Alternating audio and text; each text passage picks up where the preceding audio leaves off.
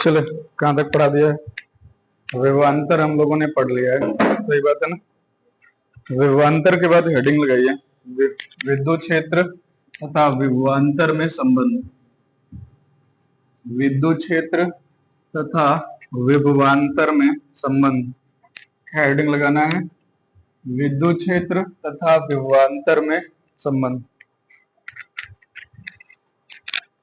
विद्युत क्षेत्र तथा विभवांतर में संबंध।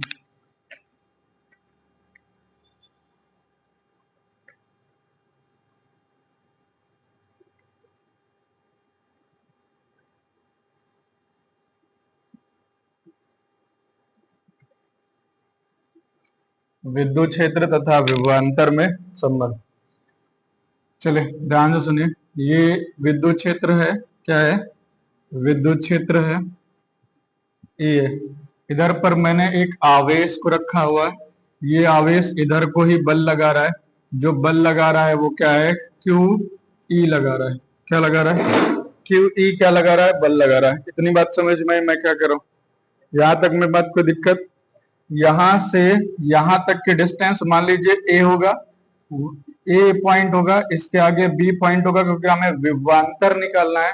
तो कल आपने सीखा है कि विभवांतर क्या होता है कि दो पॉइंट होते हैं, दो पॉइंट में एक पॉइंट पर एक आवेश रखा होता है 1 कूलम का, और उस 1 कूलम के आवेश को एक पॉइंट से दूसरे पॉइंट तक ले जाने में जो हमें कार्य करना पड़ता है, उस कार्य को हम क्या कहते हैं?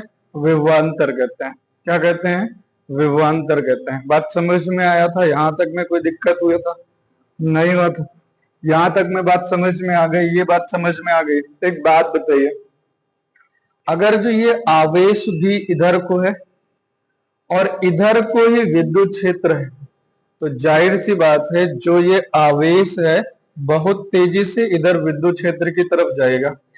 अगर बहुत तेजी से विद्युत क्षेत्र की तरफ जा रहा है तो हम यहाँ पर विभवांतर नहीं निकाल पाएंगे। क्यों? क्योंकि ये आवेश धीरे धीरे इधर जाना चाहिए। अगर जो ये आवेश धीरे धीरे इधर जाएगा तो इसको रोकने के लिए हमें कुछ ना कुछ करना पड़ेगा। वह क्या करना पड़ेगा? मैंने इधर से एक बल और लगा दिया, सही बात है ना। जब हम इसको इधर से पकड़ के खींचे रहेंगे तो अब ये धीरे धीरे आगे बढ़ेगा। क्या करेगा? धीरे धीरे आगे बढ़ेगा। बात समझ में आ गया? कोई दिक्कत नहीं है। जो इधर बल लगेगा वो स्थिर वैद्युत बल होगा, और जो इधर बल लगेगा वो एफ वाई होगा। बात समझ में आ गया? कोई दिक्कत? यहां तक ये फिगर समझ में आ गया? कोई प्रॉब्लम है इसमें? लिखिए, माना चित्रानुसार विद्युत क्षेत्र ई में, माना, हाँ हाँ हाँ, माना चित्रानुसार विद्युत क्षेत्र ई में, लिखा ई में हम एक बिंदु ए से, हम एक बिंदु ए से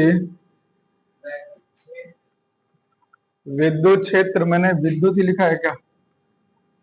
विद्युत क्षेत्र ई में हम एक बिंदु ए से बी तक आवेश क्यू नॉट को धीरे धीरे लेकर जाते हैं। ए से बी तक आवेश क्यू नॉट को धीरे धीरे लेकर जाते।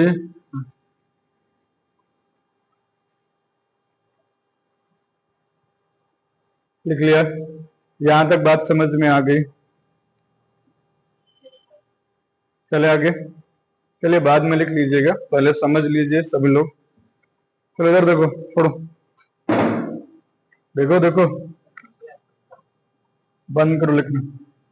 यहां देखो, आपको पता है कि यहां पर क्या होगा? कार्य होगा। क्या होगा? कार्य होगा। जो कार्य होगा वही किसके रूप में संचित होगा? बल के रूप में। किसके रूप में संचित होगा? बल के रूप में। तो अब आप यहां से देखिए, यहां से जो कार्य होगा वो डब्ल्यू वाई है इक्वल टू एफ क्या होगा? एफ क्या होगा? एफ वाई, और एफ कितना होगा यहाँ पर आर कॉस थीटा के, थीटा कितना होगा यहाँ पे 180 डिग्री। क्यों? कि ये एक बल इधर लग रहा है, एक बल इधर लग रहा है, यहाँ पर कितना एंगल बनेगा 180 डिग्री। यहां रख दीजिए एफ वाई है इक्वल टू आर, ये हो जाएगा कॉस 180 डिग्री। कॉस 180 डिग्री की वैल्यू होती है -1, तो ये हो जाएगा एफ इक्वल टू -r का। ये बात समझ में आया? कोई दिक्कत है यहां तक में? नहीं है। अगर जो हम अच्छा यहाँ इक्वल ना करें, हाँ कौन काश? एक बात बताइए, कल से उस दिन से बता रहा हूं कि अगर जो हम कोई एंगल रखते हैं, क्या रखते हैं? एंगल के लिए क्या लेते हैं? कॉस लेते हैं या तो साइन लेते हैं। सही बात है ना?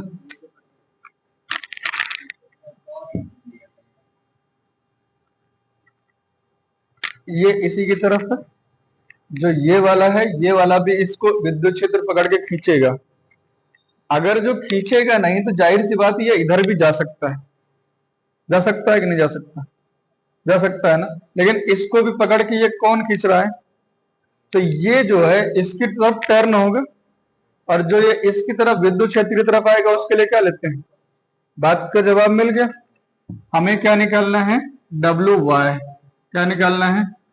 इक्वल टू ये हो जाएगा एफ वाई, इसकी वैल्यू ये हो गई, तो W Y equal to F R हो जाएगा किसका? माइनस का। यहां तक में कोई दिक्कत नहीं है। W Y equal to F into R cos theta, theta की वैल्यू कितना हो गया 180। W Y equal to F Y R cos 180, cos 180 की वैल्यू कितना हो रहा है -1, -1 इसमें पुट कर देंगे तो -f(r) हो गया। कोई दिक्कत है यहां तक में? नहीं है। हमें क्या निकालना है? विभव निकालना है। क्या निकालना है? विभव निकालना है। अब आपको पता है, ध्यान सुनो, W Y equal to F की वैल्यू पुट कर दो। एफ की वैल्यू क्या है? क्यू नॉट ई, तो ये हो जाएगा माइनस का क्यू नॉट ई आर के। नहीं समझ में? कोई दिक्कत है यहां तक में? क्यू नॉट ई आर के हो गया। कोई प्रॉब्लम है यहां तक में? इसको इक्वेशन नंबर फर्स्ट मान लीजिए। क्या मान लीजिए? इक्वेशन नंबर फर्स्ट मान लीजिए। एक बात बताइए, हमें क्या निकालना है? विभव। क्या निकालना है? हमने विभव निकालना है। क्या निकालना है? विभव। विभव बराबर फार्मूला क्या होता है? विभवांतर बराबर फार्मूला क्या होता है बताएंगे? आपको पता है कि W बराबर क्या होता है? डेल्टा V इक्वल टू, क्योंकि यहाँ पर एक बिंदु से दूसरे बिंदु पर निकालेंगे तो अंतर को किससे रिप्रेजेंट करेंगे? V से। यहां पर हो जाएगा डब्ल्यू वाई अपान में किसके? क्यू नॉट के। सही बात है? नहीं समझ में आया? अरे भैया V इक्वल टू डब्ल्यू अपान में क्यू होता है कि नहीं होता है? विभवांतर बराबर, तो वही तो लिखा है डब्ल्यू अपान में क्यू। यहाँ पर डब्ल्यू वाई है तो वाई, यहाँ पर आवेश क्यू नॉट है तो क्यू नॉट। यहाँ पर देखिए वैल्यू पुट कर दीजिए, ये हो जाएगा माइनस का Q not E R upon में क्यू नॉट। क्यू नॉट से क्यू नॉट क्या हो गया? कैंसिल। यहां बच गया डेल्टा V इक्वल टू, ये बच गया माइनस का ई आर, और यही आपका क्या होता है? फार्मूला। नहीं समझ में आया? कोई दिक्कत है यहां तक में? Problem clear? डेरिवेशन समझ में आ गया? नोट करिए।